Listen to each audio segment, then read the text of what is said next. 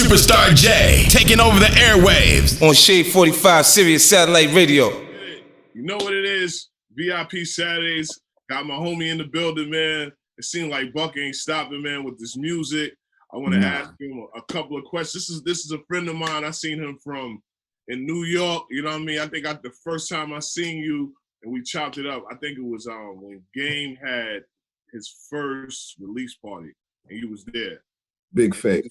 This is crazy. It was at a club, and I think and I remember a Game had like you couldn't even see his face. He had like a scarf over his face, and this is like his first time, like people introducing him. Buck's like, yeah, that's the artist for G-Unit.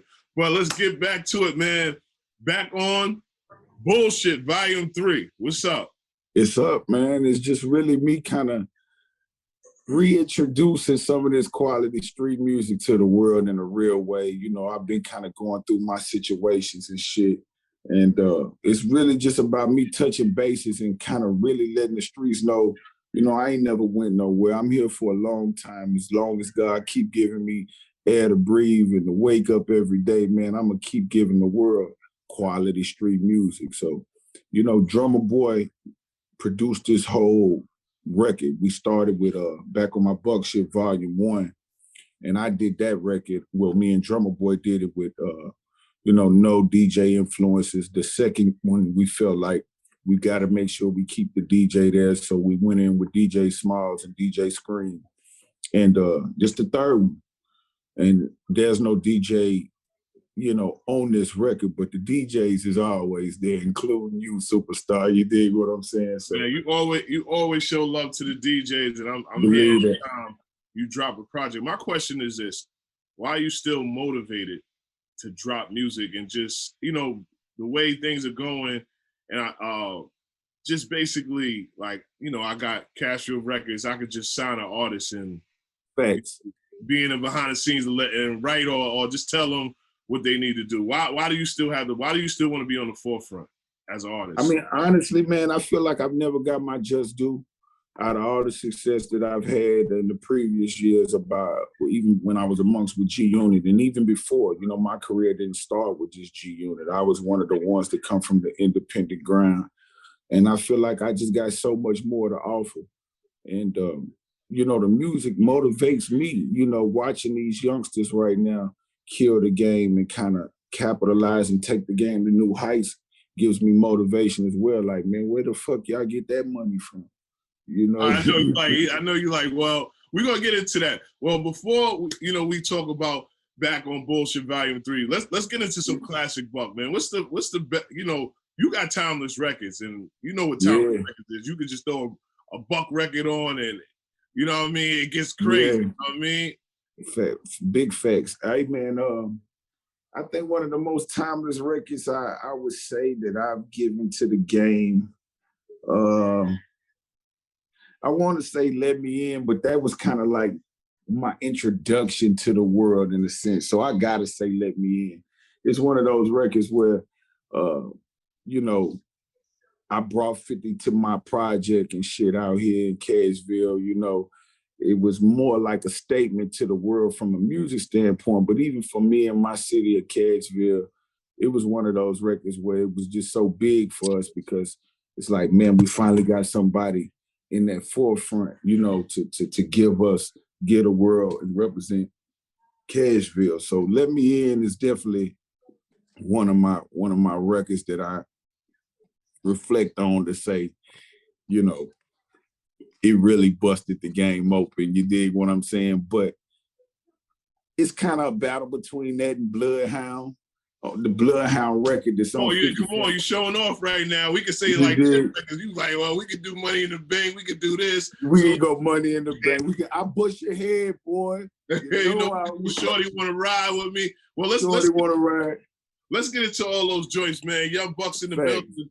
Drumma Boy just came on the Zoom, and you know what it is. Superstar J VIP Saturdays. You heard? You know what it is, Superstar J VIP Saturdays. Young Buck is in the building. Got my brother, man. This guy just nonstop, man. Drumma Boy. It's like you can't get rid of Drumma Boy, man. Drumma Boy got a project every week. He got an artist, man. You know what I mean? Well, Drumma Boy, I asked Buck, you know, y'all been doing these volumes, and I asked Buck, man, and even with you, what's the motivation of still just putting out music, putting out projects? Because, you know, Drumma Boy, I know you probably got a couple of producers under your wing, like, you know, let me just chill and let them put all these beats in. And how's your motivation just dropping projects? Man, the motivation for me, man, R.I.P. Big Bro, man, Insane Wayne, is always gonna be the motivation for me, man. You know what I'm saying? His estate growing, his kids growing, his family good. That's my motivation. So I'm working, going crazy. I'm actually doing a lot more reggae these days. Shout out to Dexter Daps, DeVito, new music coming. We got new record, Wi-Fi, going crazy. Already 2 million views on YouTube. You know what I'm saying? Shout out to Jamaica, man. You know what I'm saying? Yeah, man. It's just been a blessing to work with those guys, man. Working with DeVito was definitely very special. This is World, another artist we working with. So, you know, it's been a blessing, man. Shout out to Chris Beats, Drum Squad, new producer. You know what I'm saying? We got the producers wave, a whole nother producer gang of producers. You know what I'm saying? Shout out to the Beat Club. That's why I just got out the Zoom with couple Zooms back, you know what I'm saying, with Tim. Yo, he's gonna be here for like 30 minutes, like I'm saying all the projects he got. Drumma Boy, like, yo. Hey, it's crazy. Drumma Boy got so much shit going on, bro, and we working on Volume 4 Superstar. Wow. You know what I'm saying? I want to talk about my favorite records. Relationship Goals. You know what I mean? Okay. Buck, like, man, I've been in Chi-Town, man. I ain't never got robbed before. You know what I mean? On my mama. On my mama. Shout out to everybody in Chi-Town in them streets. A lot of people be tangling and twist shit just like they do on a whole lot of shit when it come to me. But that's dope that you just spoke on that Superstar, because I used to hear a lot of people like, yo, he got robbed in Chicago for the G-Unit chain. No, nigga ain't robbed me. Nigga robbed the nigga who I said in the record. That's who they caught. It was my chain. I had no idea that the nigga even took the chain and ran in the streets. So that's what the fuck you get any goddamn way if you tapped in and listening. You did. He got kind of like what he deserved, because honestly, I got the chain back without a dime and missing. Shout out to the streets of Chicago. I ain't got to get off into the politics. I didn't pay for no jury to come back. None of that shit. I got down like I am and kind of really networked through the streets, led me to this individual, to that individual, and then that's how the streets somehow randomly popped up, you know. But no, man, nobody never robbed me and took that G-Unit chain at all. But I was able to bring the chain back and hand it to 50 like, here, nigga. Is that the spinner one? Is that the big spinner one? The big spinner one, yeah. That was his shit. I just used to rock that shit, you know what I'm saying? And when that situation happened, you know, I felt like I was obligated, if not getting it back, but put a foot forward into going and seeing what the fuck it was, because it was like, you know, I didn't get robbed, even though the nigga that was amongst me at the time that got robbed for the chain, it was like, nigga, you was in the wrong for even grabbing my chain while I was sleeping in the room. You dig what I'm saying? Type shit. Yeah. And that's how that played out. But the streets, like I say, the streets know the truth and know how that shit really went down. Again, I ain't paid for a fucking piece of jewelry to come back. Shout out to the old man, and they know who I'm speaking on when I say that. And, you know, like I say, man, a lot of shit get tangled and twisted when it come to my name and a lot of the bullshit that's out there. But that's definitely a fact, though, you can hold on relationship goals, bro. Drumma, I keep telling you we got to shoot that fucking video, bro. Hey, I can't wait. That's one of my favorite records, man. Let's introduce that record, Buck. Relationship goals, man. Right here with the legend, though, the legend himself. There's 3 legends on the phone, but it's only one legendary DJ right here, right now. With the legend DJ Superstar J, you understand me, bro? Relationship goals, man, one of my favorite I need my ad-libs, baby. Let's go. Come on. Hey, yeah, boy.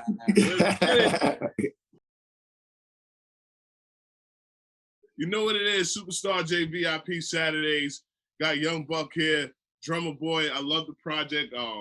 Man, Buck, you was just saying, just like, you know, not getting your just due, and I'm glad that Drumma Boy came at a certain time where we could talk about this. And at this point, when I was DJing, it was like, you know, you were the top dog of the South. You know what I'm saying? Big facts. It was so crazy because we could say the South, but you was bringing that South, energy. But then when I heard you on Flex on the freestyle, and it was like, facts. Man, I was like, New York City is tough, man. And it is, man. It is. You came, I don't even know if you understand when I think you was the first one, like, yo, Buck, get him. And you said what you said, and I was like, at that time when you listen to the radio, everybody's like, and I said, man, Buck, I said that, and me and you built that relationship. I said, man, Buck, the whole barbershop talk about young Buck. When did you feel like I'm that top dog in the South and how the East Coast is feeling? I mean, honestly, man, I've always enjoyed lyricism. I've always enjoyed lyrics. And I think it was this stigma that was over the South for years where we almost felt like New York was somewhere where we wasn't being heard at, or we couldn't be heard at. You did. So being in a position of being in a group with basically all East Coast individuals, all New York individuals, I've always felt like I got to show up. You know what I'm saying? I'm going to do my part. I'm going to show up. And just me being a fan of lyricism, made me aware of, the culture of being amongst that Flex show and just any basically show at that time. And, like you said, everybody was tuned in looking for the new freestyle. It was more of a bigger attention around guys getting on those platforms and showcasing their skills. So I just felt like, let me give the world what I've been waiting to give them for so long, and just got out there and done my thing and still doing it. I try to tell people all the time that, that's what makes Young Buck is the me being from the South, but also being able to have laid my hat on the West, and then I also laid my hat on the East. And wherever I lay my hat is my home. So those mixtures of sounds from both different coasts and being from the South is kind of what you get from Young Buck, So it's just one of them things where I love the music so much. If I wasn't making no money from this shit, I'd find a way to make my money somewhere else, but I still get the streets music. I still do this shit. So I do it from the love more than any goddamn thing, Well, I want to talk about two aces, Drumma Boy. How's the recording process with you and Buck? In the records, because I know new technology, you got the, Man, I be firing up his good shit, man, and then I make sure this nigga give me the real beats and I go crazy. Fuck out, man. Yeah. Let's be real. Hey, for real, like it's honestly, bro, it's like a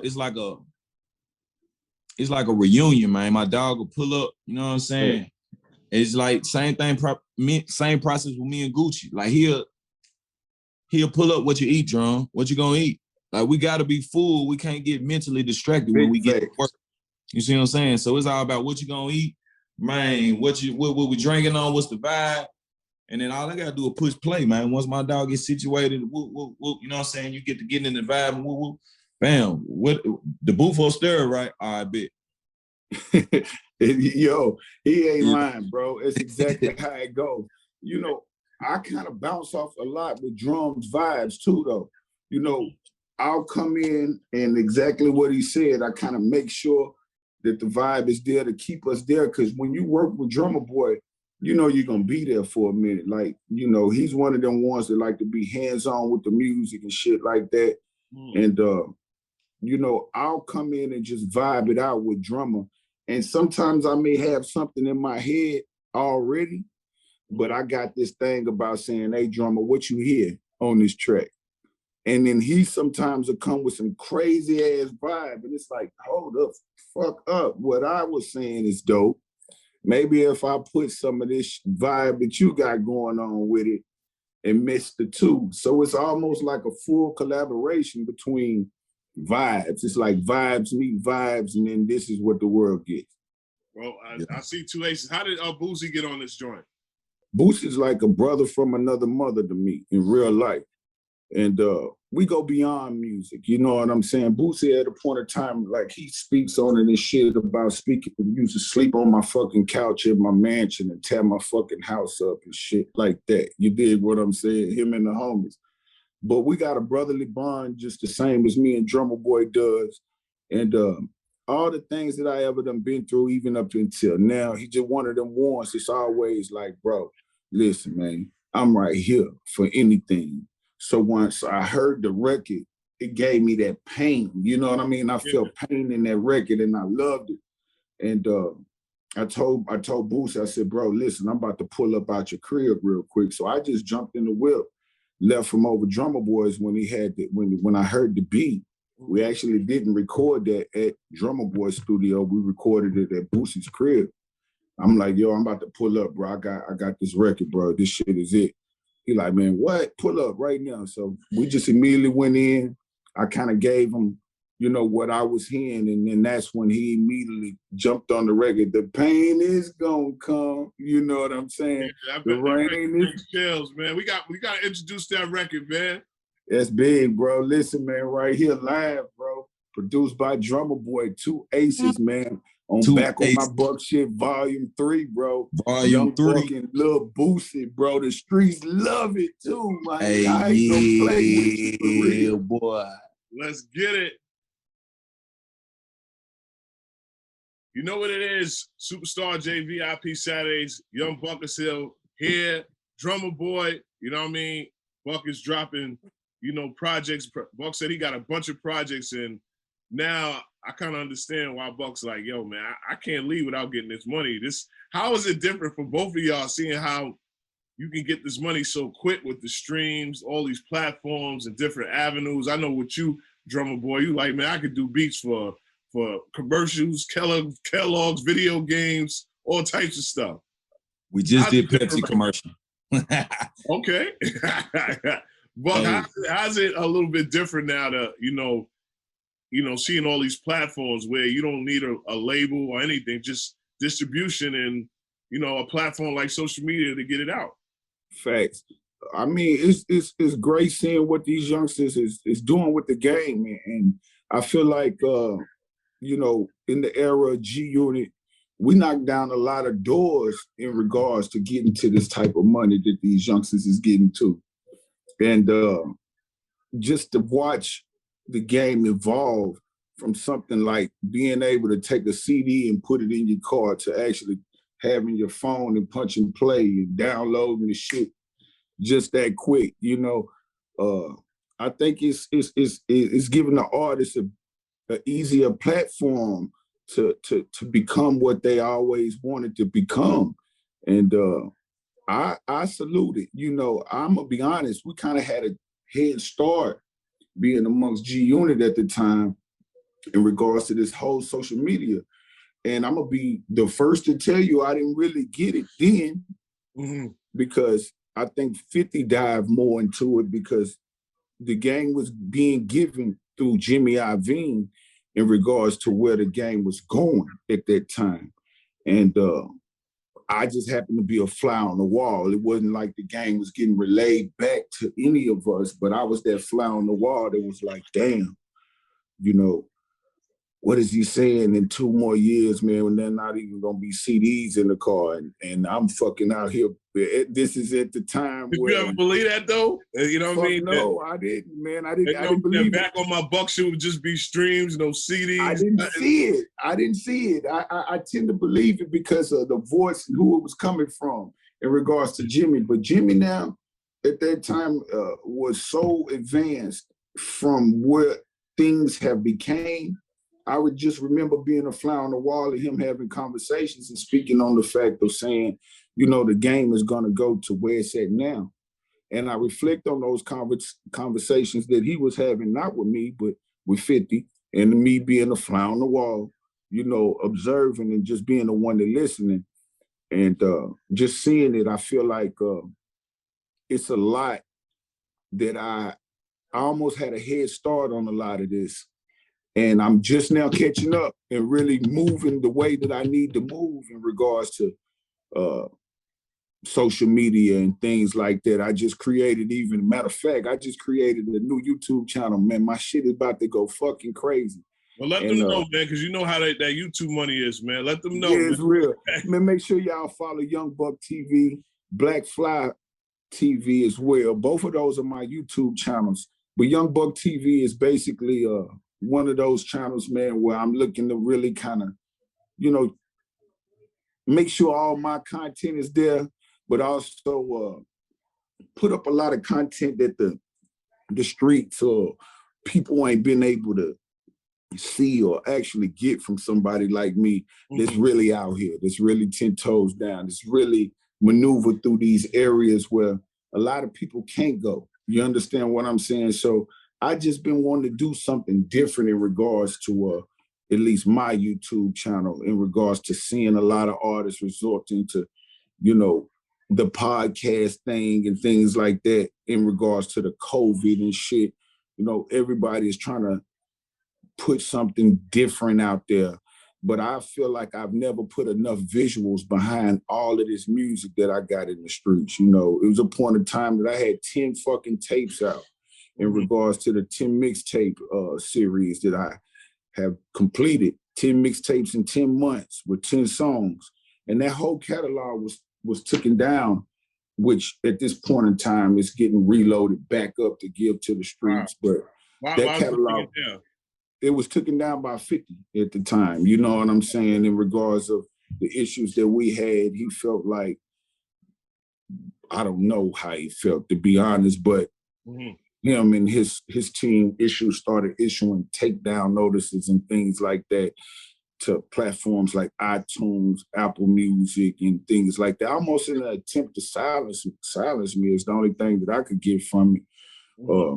But those situations is kind of working themselves out for what it's worth. And I'm about to go back up with those 10 mixtapes. They 10 classics. I know I've been supposed to you. One thing about you, man, that, you know, I have to tip my hat is that people still have interest for you.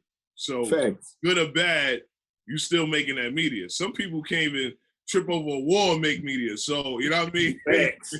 Big facts. That's one thing that's good for Buck, that people are still interested in your story, interested in your music. Man, I love it. Back on my Buck shit, you know what I'm saying? I was like, bullshit, back on my Buck shit volume 3. You know hey, what I mean? Yo, I let you live with that because it kind of go hand to hand. Back on my you know bullshit. What? When I was looking at it, and because when I usually listen to music, I listen to working out, and the way it was spelt was crazy, and I thought it was a book, and I said, oh shit, back on my Buck shit volume 3. But you got to understand that I really was fucking with the records too. So I want to get into, before you leave, Ashtray. That's one of my good records too, Ashtray. Ashtray, man, that record right there is basically a statement record, bro. I'm gonna just be straight out solid with you. You know, people is aware of all of the drama that's been between me and 50 over the past years and shit like that. All of the controversy that's been out there in regards shit attached to my name, whether it's bullshit or good shit, whatever the case. I've dealt with a lot throughout the years of the separation of me and G Unit. You dig what I'm saying? And honestly, it's been a point in time where I've actually created a beef record and went back and forth with 50 from some of the shit that he may throw at me throughout social media. I've answered a lot of this shit with the music. So, but at the same time, I've always answered it with some type of negative approach. I'm an emotional nigga, you dig? I'm a Pisces, so sometimes I wear my heart on my sleeve, you know, and ain't tripping, you dig? But that's how I've always reacted to a lot of the bullshit. Like, nigga, come on, nigga, you know better than that. You gonna play me for this sucker shit? And then I'll get in the microphone and get in front of a microphone, and that's the energy you get. You get what I'm saying? But with this Ashtray record, I kind of done away with it. So it's not a beef record, even though I made references in regards to saying shit to 50 like, look, you know, this is what it actually is. Never a part of that record was created from a standpoint of, oh, I'm finna beef or I'm finna get at him. Nothing negative at this point. is kind of rolling through me. So I can't give that energy off like that if it ain't really that. So I just want to touch bases with the Ashtray record and put facts in the middle of it and give him, as well as the listeners, something to think about in regards to our issues that we actually have, and just kind of update the fans on where I'm at right now. You know, not yesterday, not 2-3 years ago or 4-5 years ago, but where I'm at right now, and still going through, you know, my trials and tribulations. But one thing I learned from 50 is one of his favorite sayings, and he might have said this when he talked to you, Superstar. Yeah. Things you go through in life make you who you are. The nigga wasn't lying. You did, because all of this shit that I've went through has made me into a better person, I can honestly say, but definitely a better artist. I've got better over time versus anything else. You dig what I'm saying? So for me, man, I'm just trying to stay focused, stay giving the streets quality music, quality good street music consistently. I kind of look at myself as one of the most consistent artists in this game. Yes. Now, do I feel like I've gotten the push that I feel like I deserve? Nah, but that's my motivation, like we spoke on earlier, to keep going, because I feel like every dog has his day. And as long as I stay here, and as long as I continue to create good music, then at some point in time, everything that I feel like I ain't got, or everything I feel like I may have lost, I'll get it, or I'll get it back. So, you know, music has always been looked upon for me as a stepping stone to get off into other things that I love and that I want to do. And movies and acting and things like that is definitely one of them. You know, that's the ladies. The limit right now, man. You know, you can make your own movie, put it on Amazon Video, wherever, and you know, big do what you try to do. Well, big you know, fact. Back on My Buck shit is out right now. Yeah, stream it. You know, make sure y'all, you know, buy some singles if it's 2 to 3. You know what I mean, or all 10, whatever we got to do. Or and real facts, Superstar. Listen, I'm really in competition with myself with the music if I feel like that, far as the material that I got out. Back on My Buck shit, Volume 3 is eating the streets up right now. But I also released another record at the day before. And I did it on purpose. I did it quietly because sonically the sounds is totally different. Drumma provided that Southern-driven sound, and I released The Vaccine. That's the title of this record. And it's produced mainly by a producer by the name of Young Self. He's an in-house producer of mine, but there's a total different sound. I felt like I needed to cover that East and that West. So that was my focus sonically with that record. So if you ain't tapped into The Vaccine, man, make sure you go tap into that, man. That shit is really lit like that for sure. We'll get into that too, man. And before you leave, man, you taking that vaccine or what? Or did you take it? I ain't fucking with it, man. I mean, I try to stay as safe as possible, man. I got hand sanitizer all over my studio and shit. I stay the fuck out the way. I keep that mask on and give it to God. But me personally, the vaccine is just something that I feel like, you know, we too early in stages of not knowing what it is to all of a sudden saying we know what it is to vaccinate this shit. Well, eventually with you, because you know you're a touring guy, man. You're a touring artist. You know what I mean? You have, you know what I mean? They're making it so hard that I'm a sneak in the fucking country, bro. Fuck it. Now I know what you was about to say eventually with me being an artist. Yeah, I mean, it's like I said, man. You know, I'm still up and down with it, but I gotta travel. You know what I mean? Drummer boy, how about you? Man, I'm not fucking with it. You know what I'm saying? I'm trying to stick away, stay away. You know what I'm saying? Again, it's we solo. We already was you know, one person, maybe two people deep. You know what I'm saying? It's the engineer, me, and Buck. You know what I mean? And we get it done. So I haven't had any issues. I'm healthy. You know what I'm saying? I feel excellent. You know what I mean? But if we gotta go get that bag though, Drumma. If these niggas, cause look, bro, you see how many people is already fucking like the promoters is booking me and Drumma Boy around the fucking world now, right? So just to elaborate on what you just said, Superstar, you know, we getting so many fucking bookings is crazy. But if they start to say some shit like you can't travel without the vaccination, without having a vaccination and shit like that to get the bag, hey, Drumma, it's something we gotta think about. I just feel, and we're gonna get into the vaccine record, but I just feel like they making it hard. That's it, man. Man, shout out to Drumma boy, appreciate y'all. Yeah, boy. The vaccine. I appreciate y'all, man.